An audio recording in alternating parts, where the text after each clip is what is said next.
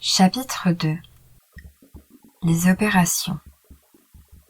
Maître Sun a dit : en règle générale, toute opération militaire requiert 1000 cadrages rapides, 1000 fourgons à caisse de cuir, 100 000 soldats cuirassés et des vivres en suffisance pour nourrir une armée évoluant à 1000 lieues de sa base.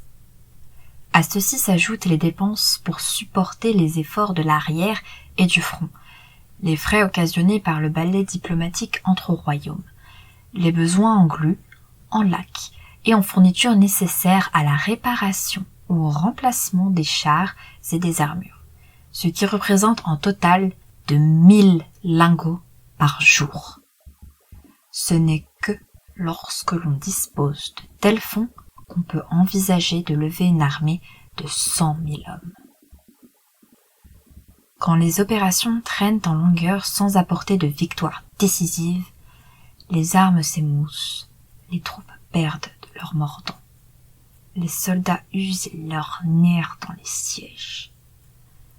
Des armées trop longtemps en campagne ruinent l'économie d'un pays.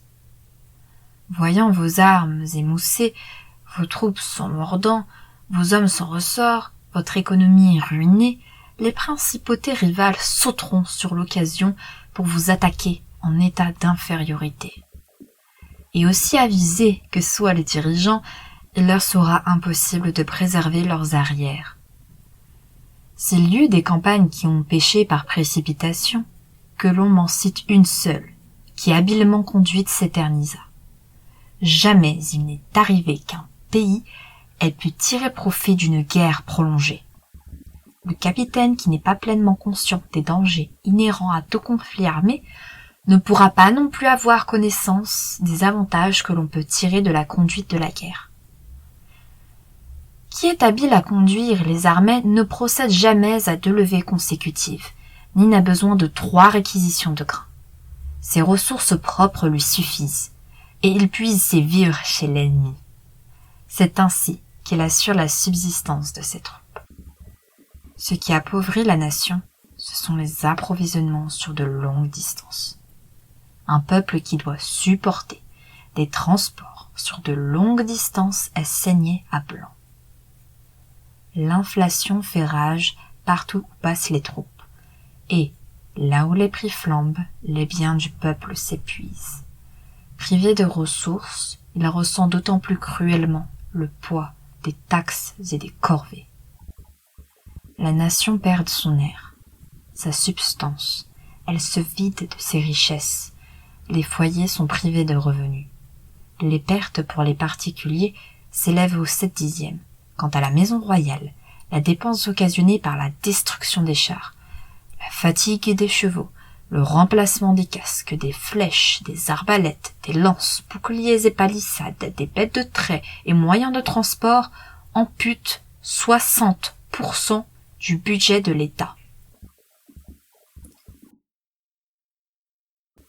Un général avisé s'emploie à vivre sur l'ennemi, car une mesure prise sur lui en épargne 20 acheminés depuis l'arrière.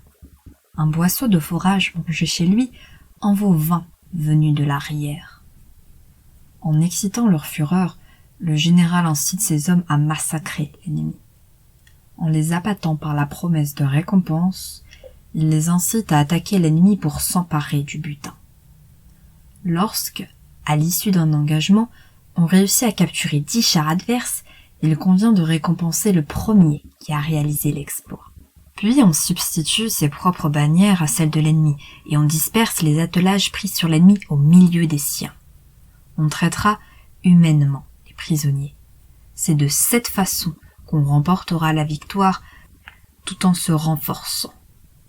Voilà pourquoi une armée doit viser la victoire immédiate et non une guerre d'usure. Le général qui a compris l'essence de la guerre est l'arbitre de la destinée de son peuple. Il détient entre ses mains la stabilité de la nation.